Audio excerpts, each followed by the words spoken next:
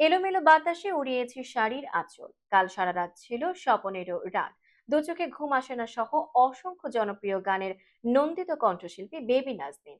এখনো তার কণ্ঠের আবেদন আগের মতোই অম্লান। নতুন খবর হলো, আগামীকাল 31 আগস্ট এই শিল্পী কানাডার টরন্টোতে অনুষ্ঠেয় ষষ্ঠ সম্মিলিত বাংলা মেলায় পারফর্ম করবেন।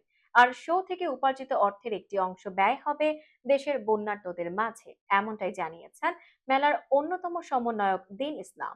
গণমাধ্যমকে তিনি বলেন, মেলা থেকে আয়ের একটি অংশ বাংলাদেশে ভয়াবহ বন্যা আক্রান্তদের সহায়তায় পাঠানো হবে।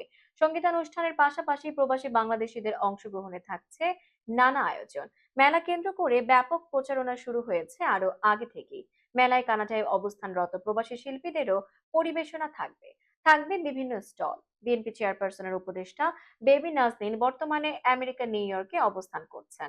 আজ শুক্রবার সেখান থেকেই কানাডার উদ্দেশ্যে রওনা হওয়ার কথা তার। এরপর 31 আগস্ট টরন্টোর বার্চমাউন্ট পার্কে অনুষ্ঠেয় বাংলা মেলায় পারফর্ম করবেন তিনি। সব ঠিক থাকলে ব্ল্যাক ডায়মন্ড ও উত্তরবঙ্গের দোয়েল খ্যাত জনপ্রিয় এই কণ্ঠশিল্পী আগামী মাসেই দেশে ফিরবেন। এরপর মনোনিবেশ করবেন গান ও রাজনীতি।